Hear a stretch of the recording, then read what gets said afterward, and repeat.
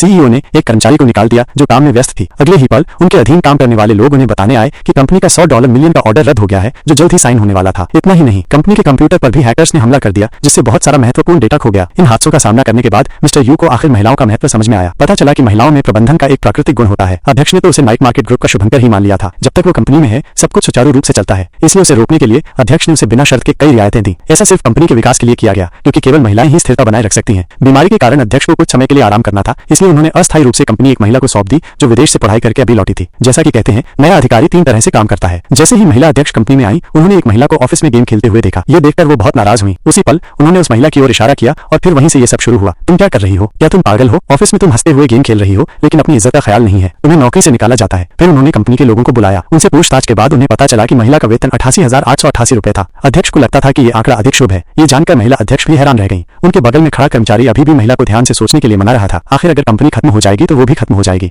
इस बात ने महिला अध्यक्ष को ये सोचने पर मजबूर कर दिया कि उस महिला में जरूर कुछ खास बात है। उसी समय उन्हें अपनी मां का फोन आया। उन्होंने दावा किया कि उनके पिता ने पिछले महीने $1 मिलियन का जेड हार लिया था। उन्हें शक था कि ये हार उनके पिता ने किसी बाहरी महिला को दिया है। जब उन्होंने ऊपर देखा तो उन्हें वही हार उस महिला के गले में मिला, इसलिए उन्हें यकीन हो गया कि उनका अपने पिता से कोई अनसुलझा रिश्ता है। सख्त लहजे में उन्होंने महिला को जल्दी जाने के लिए कहा। मजबूत महिला ने भी देर नहीं की। उसने अपना सामान पैक किया और चली गई। अप्रत्याशित रूप से जैसे ही वो गई, कंपनी का जल्द ही होने वाला 10 अरब का ऑर्डर गड़बड़ा गया। महिला अध्यक्ष को जब इसके बारे में पता चला तो उन्होंने तुरंत सबको इसे जल्दी से हल करने का आदेश दिया। इतना ही नहीं, उस कंपनी के सह ऑपरेटरों ने भी अनुबंध समाप्त करने के लिए संदेश भेजे। अगर ऐसा ही चलता रहा तो कंपनी दिवालिया होने वाली थी। इसलिए महिला अध्यक्ष ने तुरंत अपनी अच्छी दोस्त से कहा कि वो उसे एक संपर्क नंबर दे जो प्रबंधन की स्थिति से जुड़ा हो। दूसरी ओर जो महिला अभी अभी कंपनी से निकली थी उसे भी संदेश मिला। पता चला कि दोस्त के मुंह में जो भाग्यशाली सितारा था वो कोई और नहीं बल्कि वही महिला थी जिसे उन्होंने नौकरी से निकाला था। बस इतना था कि वे एक दूसरे की असली पहचान नहीं जानती थी। कुछ समय बाद महिला अध्यक्ष तय की गई जगह पर आई, लेकिन जब उन्होंने उस महिला को देखा तो वो आग बबूला हो गई। उन्हें लगा कि वो जानबूझकर उन्हें यहाँ रोक रही है। महिला ने उससे कहा कि वो अपना दिमाग देखे और अनुमान न लगाए। इसी समय उसे अपने पिता का भी फोन आया। उन्होंने उसे याद दिलाया कि उसे उस महिला से जरूर मिलना चाहिए। हालांकि इस वाक्य ने महिला को गलती से ये सोचने पर मजबूर कर दिया कि उनके बीच कुछ गड़बड़ है। इसलिए फोन रखने के बाद महिला ने और भी अहंकार से कहा कि वो उससे सभी संबंध तोड़ना चाहती है। महिला उससे दोबारा उलझना नहीं चाहती थी, वो जाना चाहती थी,